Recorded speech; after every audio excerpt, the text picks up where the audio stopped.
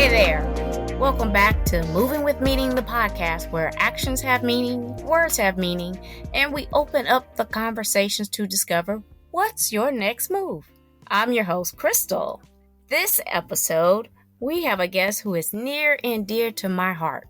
She's here to bring firsthand experience about relationships, betrayal, and rebuilding. But first, we need to set that theme. So let's go ahead and do that. The word of the day is restoration. Ever found something in need of being renovated or renewed to its original state? As I've said before, you never leave a situation the same. There is always evolution, growth, healing, and in this case, perhaps trust. Well, I don't want to spoil the episode, so how about we introduce our guest? And there's no one better to do that than herself, Amanda. Why don't you give the people a bit of background about yourself and what you are going to take us through today? Hey. So guys, I am Amanda, licensed professional counselor, national certified counselor, as I call myself the life strategist queen, postpartum therapist, and I am the owner and operator of Joe Moon Wellness Firm. And so my firm surrounds the whole being, becoming or knowing yourself. I am also a mother of 5 beautiful kids, ranging from the age of 16 to 2. That's a lot. That's a lot. Yes. A lot. Yes. That pretty much kind of sums up everything about me for right now. All right. Well, why don't you go ahead and take us through what I'd like to call the background check. Hit us with the first marriage and how you guys met, the first offense, and then the kind of the last straw. We met in high school. I wouldn't say not necessarily high school sweethearts, but however, we were in high school. We met through a mutual friend. We were friends at first. It just kind of just rolled over into us just becoming a little bit more. I kind of needed a winter form and prom date. A +1. Yeah. So that's how our relationship kind of became a little bit more than friends. And then, of course, a year or so or 2 years or so after that, having my daughter and getting married and all of those good things in between there. I guess, as you said, the first offense, going into the first offense, I guess you would say it pretty much happened before we were actually married.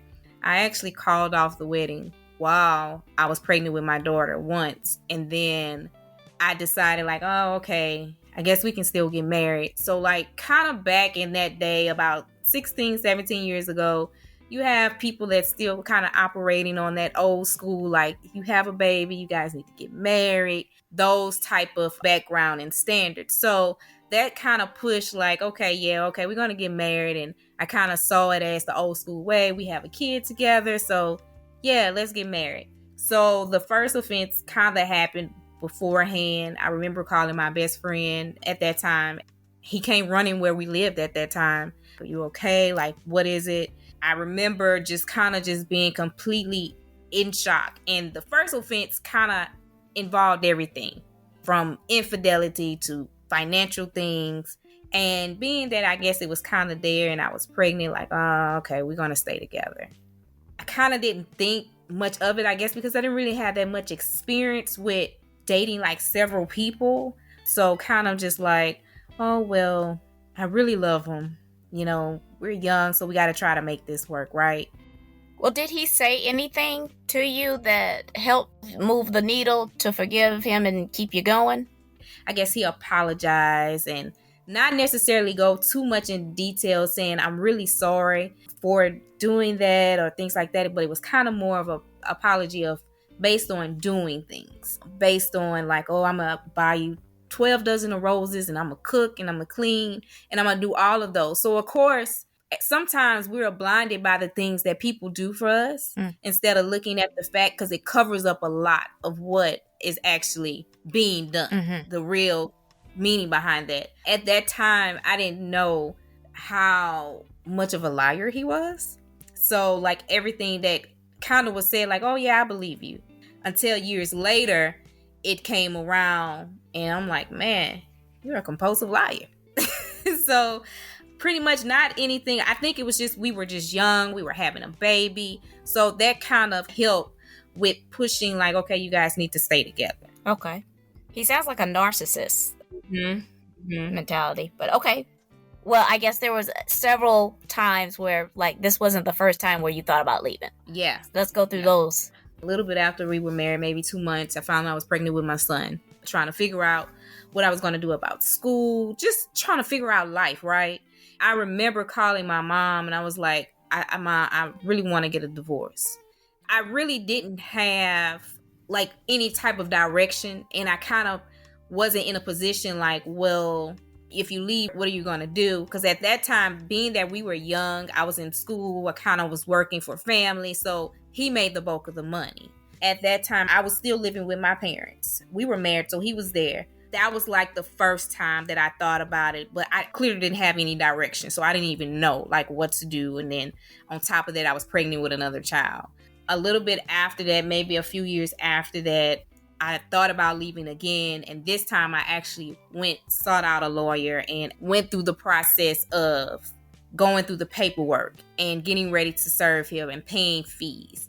And then all of a sudden I kind of reneged because I thought about like, well, my kids are young. I'm scared. I'm not in the place right now. And I want my kids to have both parents in the household. So I withdrew all the paperwork.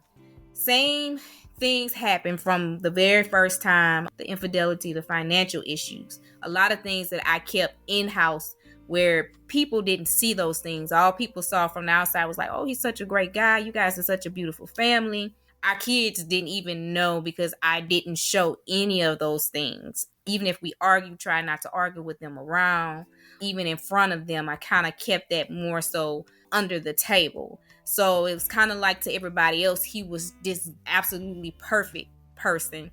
And then I remember getting a call from a female saying she had a baby for him. It took me real fast.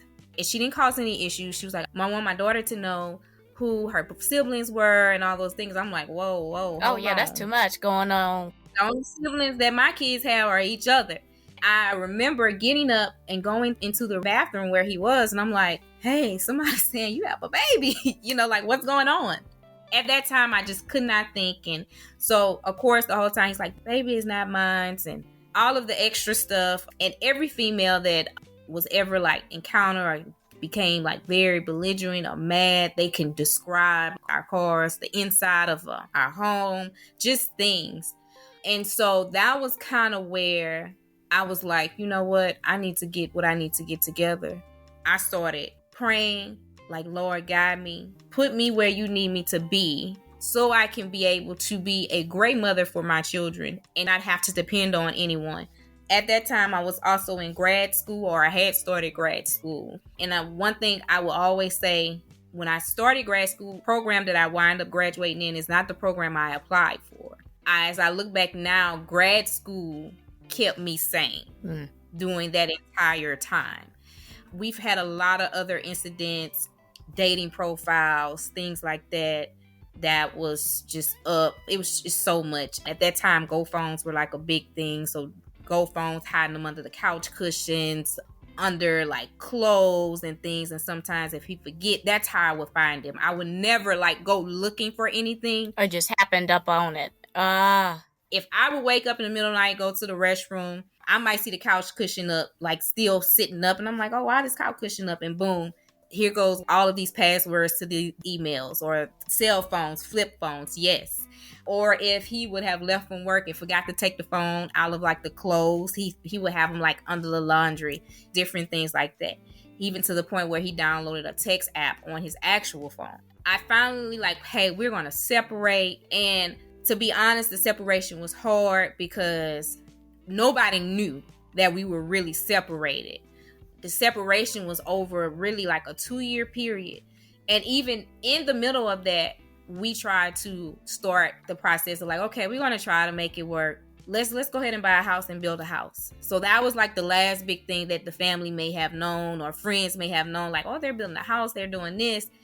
And then, of course, at that time, I pop up pregnant with my twins. And so we still wasn't really on one accord. But the last official offense while I was pregnant was I was living back with my parents. May have been like 2 or 3 in the morning. My sister was up. My parents were still asleep, just a bamming on the door. You have like 5 cars in the driveway. It was a female. And she said, I drove all over looking for your truck. She wanted to fight me. And he stood behind me, not saying a word. Oh, he did stand in front of you? Did not stand in front of me. My sister actually stood in front of me. Mm-hmm. She was like, no, and what are you going to do? Like, you're pregnant. You can't do anything. And so she was like telling her, like, you need to go ahead before I walk across the street and get the sheriff. Because we did have a sheriff stay across the street from my parents' house. She was just so loud and just, like all of this and all of that. The girl must have called his phone 100 times that particular night. I guess for some reason he must have changed his password, thought, like, we couldn't get in. So I was like, well, what's going on? Because I was kind of blindsided by this because I really thought we were back on the right track from all of those things. And I never forget turning around once she left. And I said, after I have these babies, we are done. We can smile for the pictures, go through this process. I said, believe me, we are officially done. And when I tell you, when I turned around and I said that, it was like no other feeling, like ever. I felt like something. I wasn't like scared to walk away. I didn't care what people think. I didn't care what they would say. I didn't even care what he would say. I just knew that I just wanted to get through the pregnancy so I can start whatever I needed to start to get through the process. Later on, like, of course, got into the phone and literally saw so much. I really wasn't fazed by it. But then the next day, he messaged the girl off the text app and was still trying to like talk to her and say love will make you do crazy things. It was so much. And I had all of that to present in court for our divorce. Mm-hmm. Years of things. And that was one of the reasons why our divorce was able to move so quickly as well, because of the infidelity and having all of that proof there that he didn't want to really come out in the open, especially didn't want people to know he had another child within the marriage that he kept telling people, oh, it's not my child. And these records say 99.9% that you're up here telling my aunts once they find out, like, oh, I'm going to get another DNA test done. Where, sir? Right. When? It says 99.9%, so, but that wasn't the deal breaker. I think the deal breaker for me was realizing that no matter what, things were still going to stay. And I remember saying to myself before, if we make it to the 10-year mark and these things are still going on, there is no possible way that this is going to change. And one thing about me, I make sure that I try to cover all my avenues before I ever leave something. So that way, when people would find out, well, did y'all try counseling? Did you guys do that? Yep, we did it all. Mm-hmm. And I'll never forget, we went to this Christian counselor. And she said, which kind of helped me start making that decision and that transition to start putting stuff just in my name, to start separating cars or bank accounts, all of those things at that time. She said, unless he's going to be honest and truthful, I'm not going to waste you guys' time or money to come to counseling sessions where he's not going to open up. And this was before the DNA test had came back about the baby. That was one of the things that came up. She obviously saw whatever, her discernment, all of that. And she said, I'm not going to take your money. I cannot counsel you until he is actually ready. To be honest, if he'll continue like this, then you guys will always come back around to this same point, trying to figure out how to work it out. She's like, it's him and not you. You have, of course, she was talking to him, you have to. And he would not open his mouth about any of that. Let me ask you this. I'm just curious because you were already making moves to leave. Mm-hmm. But you went into the counselor anyway. Mm-hmm. Were you really expecting something to happen, or was it just more of a checkbox? This was more, at this point, a checkbox. Okay. You would have caught me before I probably had the twins, or even so, it probably would have been like, I really want to make this work. But I think a lot of me wanting to make it work was more of what people would think, and just based on that old school method, like you shouldn't divorce and all of those things. But at that point, yes, definitely, this is a checkbox, because you can't say that I did not try, or because a lot of people find that when somebody leaves, they're leaving them for someone else, or like, oh, okay, they just broke up, like, no, like this has been going on for years, but because it's not out in the public, people assume. Yeah. So you leave during the separation period. So to me, there's two things, or maybe about four things here. So there's the exploration, right? So did you entertain others? Because I hear that's very common, that during separation, okay, well, we separated. I'm looking, he looking, we all looking. Two, there's that emotional roller coaster where reconsideration, or maybe it'll be different this time. Third, what did your support system look like? Because you spoke on it a little bit earlier. And so what did it look like now that you were separated? And then how did your kids were affected on this? Right. So, and I had to learn this myself. When it comes to a support system, I think it really depends on the situation and how people want to intervene. Because one of the biggest things in relationships, if you leave and you tell the whole family or friends and then you go back, you have a lot of that back and forth. So I didn't tell anyone besides my mom, my sister, and maybe like a close friend. Kind of how I broke it off to like some of my friends. The divorce was basically getting ready to be final. And they're like, what? Like, y'all was just together. Yeah. Like a month ago. Because my whole thing was like, I wanted to still look like, even after the divorce, I wanted to still be able to be friends, to be able to be that co-parenting for our children. I didn't even want people to really know that we divorced. However, it didn't work that way. When it came down to entertaining and all of those things, I was so busy with trying to get my stuff together. I didn't have time to entertain anyone. It wasn't until a month or a few weeks before, like when our divorce was going to be final, the date that we had for court was when I went on my like first lunch date. Because at that point I was like, my divorce final. I knew I wasn't going back or any of those things. When people started finding out, of course, he kind of said, well, she left me for somebody else. I didn't really care. He can say whatever he want, because he wants it to look like he's the innocent party, just like he want people to think that he only had our children and not another child. So like when it kind of came out, people were like, oh, I can't believe he have another child. Just along with that, and just to kind of go back, what too made my decision as a woman, I was not comfortable with saying, okay, yeah, we can ignore this other child and be one big happy family, but that's not fair to that child because she didn't ask to be here.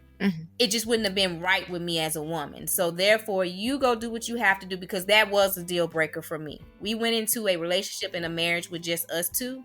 That's what I expected. Us two and our children. You bringing another child in the world, that's a different level. Everybody has their own opinion. Some people work through it. But in that instance, that wasn't a mistake. That was just a conscious decision, things that kind of was continuously going on. One of the things that he would always say, well, nobody will want you with 4 kids, or you should have just stayed. Like I was just supposed to accept that it was okay for him to have the other child and all those other things. I've heard men do that. They do ain't nobody gonna want you with all them kids and all that kind of stuff. It's crazy that like you would have thought about that or even say those type of things, but you learn and you grow. And I realized that I wasn't necessarily walking away just from something, because some people like, oh, do you think he held you back or those things? I don't think necessarily being held back, but I don't think we were able to move forward in any capacity. I felt like both of us needed room to grow, and there was a lot of hurt that had taken place. I know like a lot of, once we did, like divorce, like I said, I left him for somebody else, and then it became, well, she was doing this and she was doing that. When I left, I had already forgiven. I was already whole. It was over a period of 7 years that I had been preparing. From the time when I actually filed that divorce and then actually getting divorced, that was a period of 7 years. Oh, wow. And in the biblical sense, when you think about the number 7, it means completion, right? I didn't know the time or date when it was done, but I knew to start preparing, getting myself together so that way I'm able to do all of the things that I need to do without. It did come a time where I kind of had a little breakdown and I was crying. I laugh about it now, but the breakdown and the crying came when I was folding clothes. because I didn't really have to fold clothes or really clean, like talking about it. Not that I couldn't do it, but those were the things that he would do to cover up a lot of what had been done. And so I remember I was like, man, I started to call him just to say, you can come on back home. Because I don't want to fold these clothes. And in that moment, I had to realize, like, girl, don't you pick up that phone and call that man just so he can fold up these clothes. So, I do laugh about it now, but I literally had a breakdown because I was really folding up clothes and I had to go back and forth kids. And at that time, it was a lot of back and forth with him. Like, we could not get on one accord. Everything. 1 minute he was, I love you and I'm sorry. The next minute it was, I'm this, I'm that. Or like if I didn't do something that he didn't like, or if he found out that I was talking to someone, just it wasn't good. Mm-hmm. That first year to 2 years of our divorce was horrible. He would park on the other street and walk around. And when it was supposed to be his time with the kids, like those type of things. Mm-hmm. To the point that I had to get cameras installed where those things are on camera. I did at one point have the support of his parents. They kind of knew, and they were the ones that kind of even exposed just things that he might have did in his younger days, like lying, something like that, those type of things. They're going to side with their child. I'm all for, if you right, you right, you wrong, you wrong. And I'm going to tell you, whether you're my child or not, because at the end of the day, the children didn't ask to be part of that. And so I tried my best to shield a lot, but I also was open. And I wanted to have a relationship where my children felt comfortable enough to be able to talk to me about anything, to be able, if you're feeling sad, if anything's bothering you, please let me know, because I know that was a transition for them. My twins were babies, so they don't even remember us being in a household together. So from what they know now is always that we lived in two separate households. But for my older kids, it was a transition. So it kind of became where their dad was fishing for information. So I had to talk to them about things that I didn't want to talk about. Like, hey, if he asks these certain type of questions, don't say anything. Or if he threatens, because that sometimes that will what it would be like if he threatened, like, oh, if you don't do this, I'm not gonna do this. And that's the same thing he kind of did to me. Like, I'm gonna give you $100 this week. If I say, well, I kind of need the $100 like 3 months ago, and you didn't give it to me. So like, when are you gonna get it? I say, if not, I'm gonna have to try to put you on child support to get something. And then it became, well, if you do that, I'm not getting the kids anymore. Just stuff like that. Mm-hmm. And that's something I don't wish that on anybody to ever go through. But I do believe that the person that you marry and the person that you divorce from are really two different people for the most part. Mm-hmm. Yes, that year of separation and going into the divorce and the year after, I wrote my self-help book. It's called Seasons of Change, and it's kind of dealing with my own journey of changes throughout those years of being married, not necessarily entailing anything about the marriage. It's just about feelings, where I was in that season, how I'm feeling in this season, where you are, and help people figure out where they are in those seasons, because we do enter different seasons in our lives, trying to figure out if we're with a person, if they're growing with us, or if we're leaving them there, having to evaluate them. When I did finally walk away, it was more so I walked away because we were just on two separate paths, is what I always tell people. Mm-hmm. Our goals didn't align anymore, even though things happened that transpired that made our outlooks different. But at that time, divorce was the only option left. Okay. Now, we're going to talk about the spring season, right? Where love is blossoming now. This is the second chance at love. So we understand that we have some nuptials coming up, but this took some time. This took some time to really heal from that, to build up some trust. Maybe you could walk us through that. How did you meet? What drew you guys together? And how did he help through the betrayal and all that kind of stuff? Tell me all those needs that he met for you and all the love languages, all that good stuff. With this new love, I think it just kind of fell in my lap. This was someone I saw like in passing as a substitute teacher, to the point that I didn't talk to him. I didn't like him. I didn't do anything at that time. I kind of remember, like, while I was teaching and I needed to take off, they were like, oh, call him and see if he can take over your class. And I'm like, no. For no reason. I didn't know why I didn't like him. I just didn't, right? 2-3 years passed. Out of the blue, he reached out and he was like, hey, would you mind going on a lunch date with an old coworker? And I was like, oh, I guess. And I wasn't looking for, like, oh, is this going to go here or any of that. From that very first lunch date, he talked about marriage. He talked about never wanting that, but he wanted to try those things with me. He also said at that time that he said, I don't know how, but God said that you're going to be my wife. And I'm like, boy, I'm like, okay. On the first date? Yes. Okay. Yes. Okay. Now I will say my perspective of him changed, because I'm like, oh, okay, he's not so bad. He's a little intelligent and can hold a conversation, talks back. Okay, I see this. So, my whole perspective of him did change. And I remember asking him, like, what are your true intentions? Maybe like weeks later or something like that. Only thing that he replied was that all I want is to be the man that you need me to be. I said, oh, okay. So I still didn't really take anything seriously.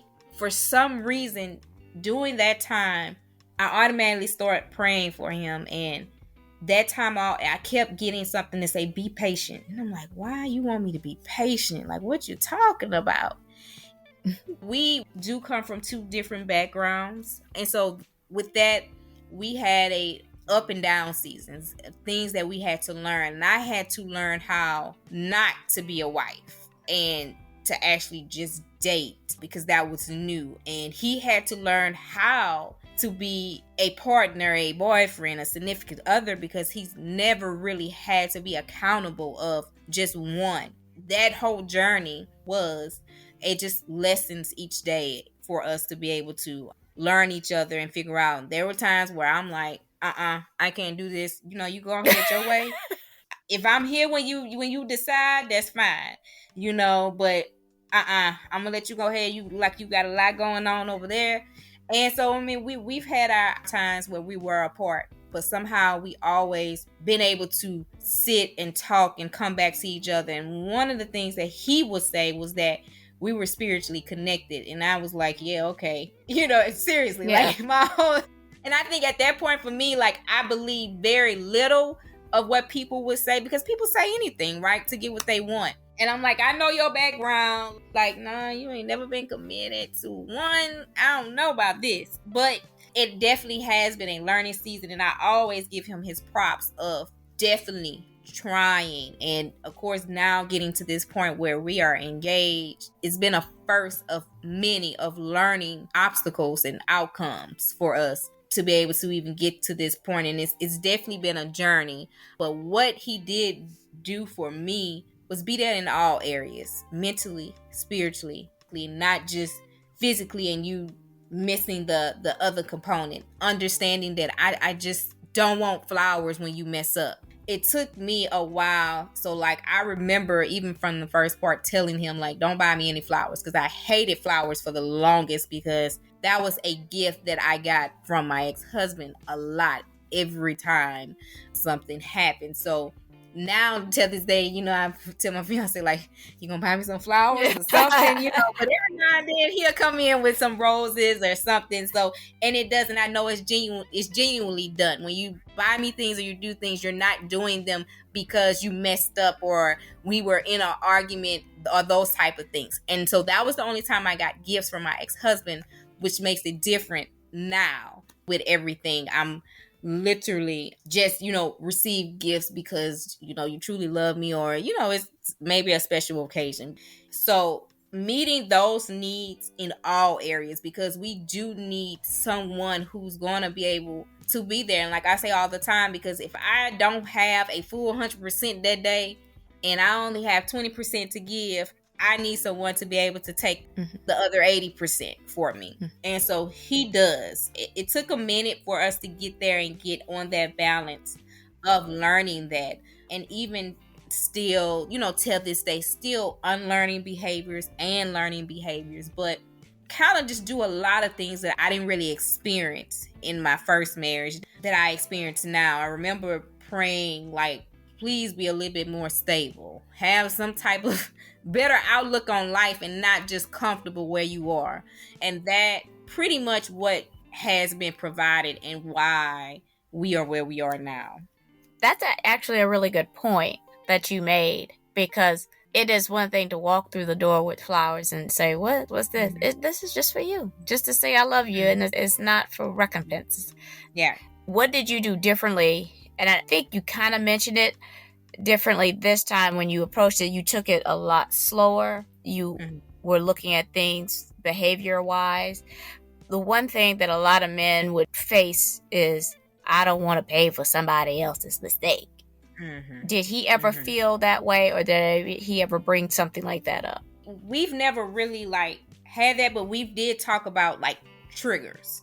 I will say, even though I'm fully healed, we all have triggers, and there are just some things that may bother us, or that, okay, if you do this, I'm going to automatically kind of assume because that's a trigger for me. However, I think in our case, I may have mentioned it or said it. He always came with an explanation. One of the things was that he was completely honest about a lot of things, because trust me, I went and double checked to make sure, let me make sure you're not lying, but pretty much everything that has ever been said or told to me, even things that I didn't even know that he told me, that was another big thing, him being very honest. So with just some triggers, I think in the beginning when we were starting off and having to learn each other, that's why I was pretty much like, you can go ahead your way, because I was like, I already see this now where this gonna go, because I already dealt with it.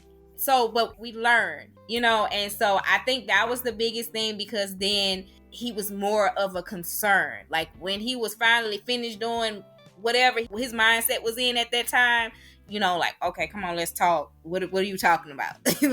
Okay, let me tell you why I have this. And so usually if I'm upset, I try to be as detailed as possible and tell you. And most men don't read everything that you might text or don't listen. But that was one thing that he did not. However, he would pull one thing that might have tugged on that heart, and he might have started off with that. But other than that, most of the things that I would say, he actually would be able to repeat them or say. And he said, and look, let me tell you why this. I think that kind of was the difference, with him and understanding what may bother me because this had happened. And the same thing with him learning things that may have been a trigger for him, and the reason why he never really settled down with anyone else too. So if there's something that you would like to say to your fiance, I probably would say thank you for not giving up on that crush and allowing himself to be somebody that he knew he could be, but becoming, and just allowing us to be able to go through this journey of life and learning together. I like that good stuff. So, Amanda, are you ready to give us your golden nuggets and add that ketchup just to recap? It doesn't matter your situation, and you may have a valid reason to lose your mind, and it doesn't mean that it's right or wrong. However, don't settle. Don't be silent because of what it may look like to others. Figure out who you are, where you are in that season, because you can only control where you're going and those who are going with you. And as the old saying say, as we grow, sometimes those people that we thought would be forever are not always forever. And sometimes we have to leave them on that road that we travel, to travel the right road that's going to get us to the right destination. I want to share something with the listeners before we close. Thank you for your vulnerability and some insightful tidbits. I have known Amanda all her life. We've shared quite a bit of life experiences and private conversations, and for you to have kept this from me took an enormous amount of effort. You always think you are so close to someone that they would share even the most hurtful of circumstances with you. But we all have our limits. Do not take that kind of secrecy, if you will, personally. They're on their own journey and they are processing that. Mm-hmm. That's the episode today. I truly appreciate you for conquering the insecurities of betrayal and heading on your way to your new life. Are any of you struggling in your relationships due to infidelity or trust issues? Trouble deciding whether to stick it out or move on? How about the rebuilding trust and healing process that Amanda presented that related to you the most? Even if you feel you have forgiven and moved on, I'd still love to hear how you took the steps to heal free of resentment. I love it all, and so will someone else. Before we let you go, Amanda, why don't you go ahead and remind the people who you are, where they can find your resources, or reach out to you? All right. Once again, I am Amanda, the life strategist queen, postpartum therapist, the owner and operator of Joe Moon Wellness Firm. You can find me on Instagram at Joe Moon Wellness. You can also email me at joemoonwellness@gmail.com or send me a DM on Instagram. I'm not on Facebook, but Joe Moon will be on Facebook soon, and the website is under construction at the moment. Awesome. I'll make sure to include all of Amanda's resources and connections in the episode description, as well as on my website's resources page, movingwithmeaning.com. Make sure you guys subscribe to the show, Moving With Meaning, the podcast, and tap that alert bell so you know when these episodes drop. I am on Apple Podcasts, Amazon Music, Spotify, and YouTube Music. Please share, like, repost, and follow. Tag somebody. We are creating a community. Quick housekeeping before you go. Follow me on Instagram at movingwithmeaning82. Also connect with me on LinkedIn. My YouTube channel, Moving With Meaning, is now up and running, so run across there and hit subscribe. I do dabble in TikTok at Krystal B. Clark. Links are in the episode. Alrighty, I'm Krystal on Moving With Meaning, the podcast, reminding you to take it one step at a time. All moves have meaning. Check y'all later.